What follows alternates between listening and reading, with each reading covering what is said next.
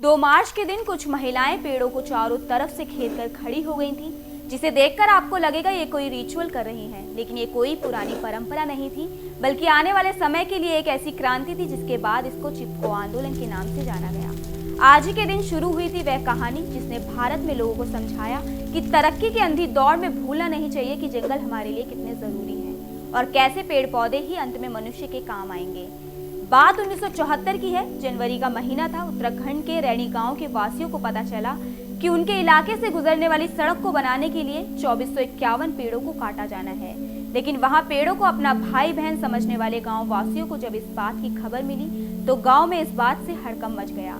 चूंकि उस समय लोग बड़ी आसानी से जंगलों को काट काट कर वहां निर्माण का काम शुरू कर देते थे। ये कानून किसी और ने नहीं बल्कि अंग्रेजों ने बनाया था, जिसके कारण 1974 को जंगल काटने के लिए लोग आ गए थे।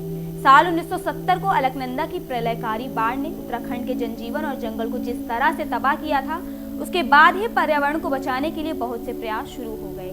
इनमें चंडी प्रसाद भट्ट, गोविंद सिंह रावत, जिन्होंने लोगों को यह समझाया कि पेड़ भी हमारी ही जिम्मेदारी है। इसी कारण 23 मार्च 1974 रैणी गांव में पेड़ काटने की खबर सुनकर मची हड़कंप को लोगों ने विद्रोह से शांत करने के बारे में सोचा।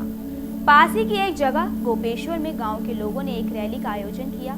रैली में गौरा देवी महिलाओं का नेतृत्व कर रही थी। प्रशासन ने सड़क के बनने के दौरान हुए नुकसान का मुआवजा देने की तारीख 26 मार्च तय की थी, जिसे लेने के लिए गांव वालों को चमोली जाना था। दरअसल ये वन विभाग की पहले से बनाई गई एक चाल थी।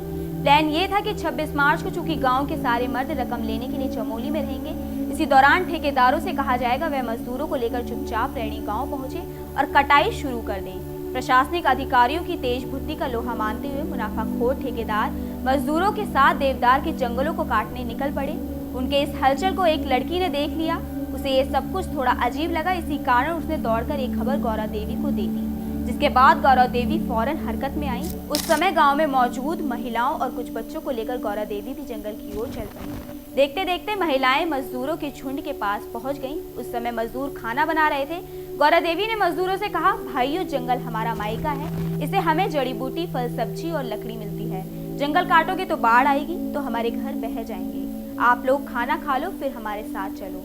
जब हमारे मर्द आएंगे तो फैसला होगा। ठेकेदार वन विभाग के लोग इस नई आफत से बौखला गए।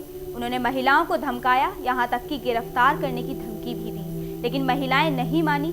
तो ठेकेदार ने बंदूक निकालकर धमकाना चाहा, तो गौरा देवी ने सामने आकर कहा, मारो गोली और काट लो हमारा मायका। इस पर सारे मजदूर सहम गए। गौरा देवी के इस साहस पर सभी महिलाएं पेड़ों से चिपककर खड़ी हो गईं। उन्होंने कहा, इन पेड़ों के साथ हमें भी काट डालो।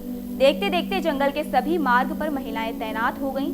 ठेकेदार के आदमियों ने गौरा देवी को हटाने की हर कोशिश की, यहाँ तक कि उन पर थूका भी गया, लेकिन गौरा देवी ने आपा नहीं खोया और पूरी ताकत के साथ विरोध जारी रखा।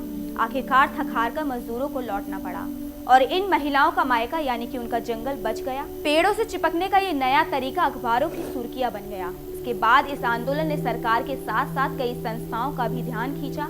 मामले की गंभीरता को समझते हुए सरकार ने डॉक्टर वीरेंद्र कुमार की अध्यक्षता में एक जांच समिति गठित की। जांच में पाया गया कि रैणी के जंगलों के साथ ही अलकनंदा में बाईं ओर मिलने वाली समस्त नदियों, ऋषि गंगा, पाताल गंगा, गरुड़ गंगा, विरही और नंदाकिनी के जल ग्रहण क्षेत्र और कुंवारी पर्वत के जंगलों की सुरक्षा पर्यावरणीय दृष्टि से बहुत आवश्यक है।